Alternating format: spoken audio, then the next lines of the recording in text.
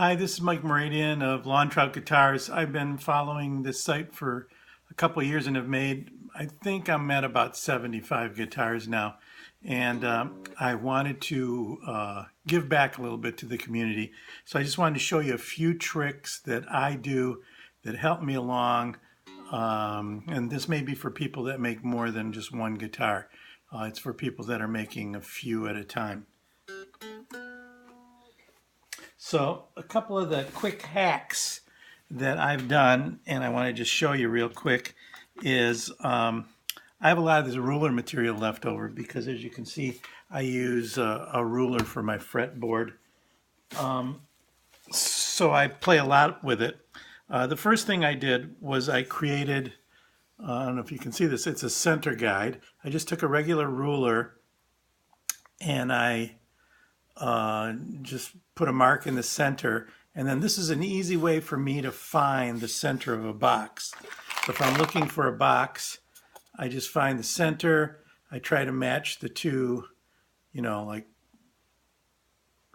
2 inches and 2 inches, 2.5 inches, and then I can find the center real quick.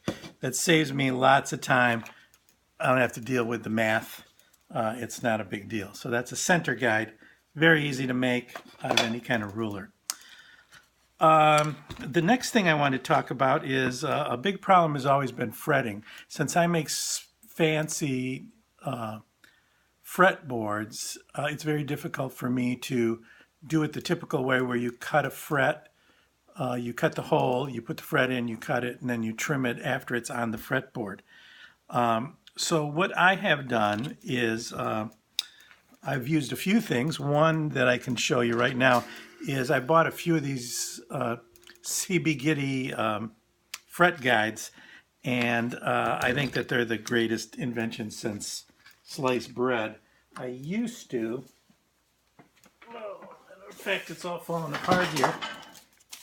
I used to go to IKEA and get these rulers that they have. I don't know if you can even see anything on there. And I would go to the fret calculators, figure out how big my frets are, mark it on this piece of tape, and then I could put my my frets down. Well, move some light. So what I've done now is I used the Giddy guides, and I've settled on a couple sizes, and I very, very quickly can line it up. I just take a scratcher. I could just, let's see if I can turn this a little better. I scratch out my frets. Then I get rid of this. Then I have my frets, and I've used some more of the boards that I have to make a little kind of mini miter saw. And I can stick it in there, drop it in, line it up. This is just a Harbor Freight saw. I take 1, 2, 3, that's my fret. I move it to the next one, and then 1, and that's my fret. So I can cut all my frets very quickly this way. Now comes putting the actual fret material in there, and I have a couple ways of doing it, but my favorite way now is, of course I put my fret material away, is I buy the bulk fret, and I have made a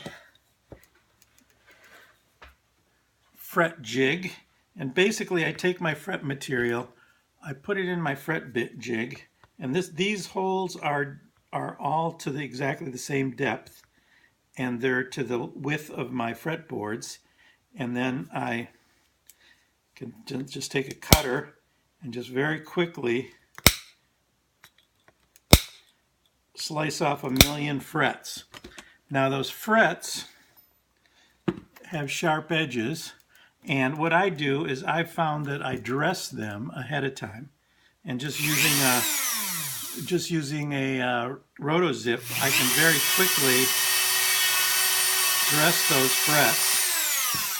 And I'll dress those frets and put them all into a container. So I can do 100 frets in, a few minutes. Then basically at that point, then all it is since I have a dressed fret, all I have to do is place it into the hole, give it a couple taps, and the fret is in. So I can take care of a fretboard in just a very few minutes. It's not a big deal. Incredibly accurate, and the frets are just perfectly smooth on both ends.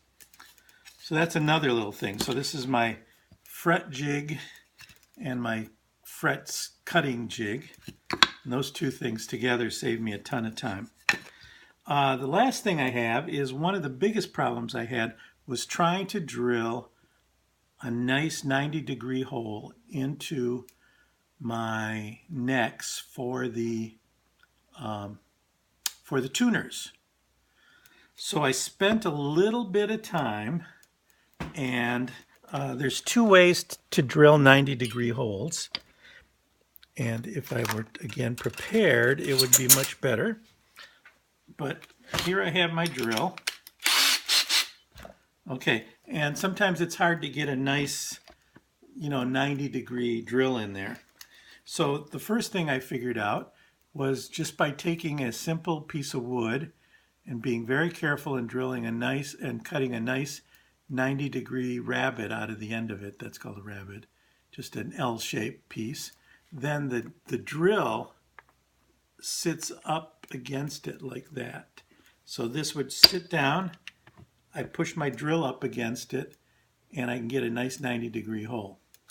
But on top of that, what I did was I just took another piece of wood and I drilled 3 really nice 90-degree holes. And this is my standard size that I use. And then that way now, when I want to drill a hole, I just put it on the wood.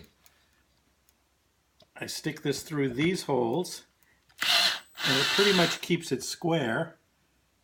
And then boom, I've got 3 nice square holes. Nice, they're 90-degree holes through my neck for my tuners. So right now that's 3, 4, 5 quick and easy fixes to help you build. I have some more as far as electronics and stuff too. But one of the things I try to do is I try to build three guitars at a time, maybe 3 or 4 at a time. And I want to be able to be consistent, and I want there to be a nice, sort of order to what I'm doing. And I've started to build these little tools, and they seem to help a whole lot in keeping my consistency. So thanks a lot, Cigar Box Nation, and all of the people that have contributed. It's amazing how much information I've learned here. And thank you, CB Giddy and Shane Spiel, for helping out and sort of keeping everything going all this time. It's been a wonderful enjoyment for me to do this kind of stuff. Thanks a lot. Bye.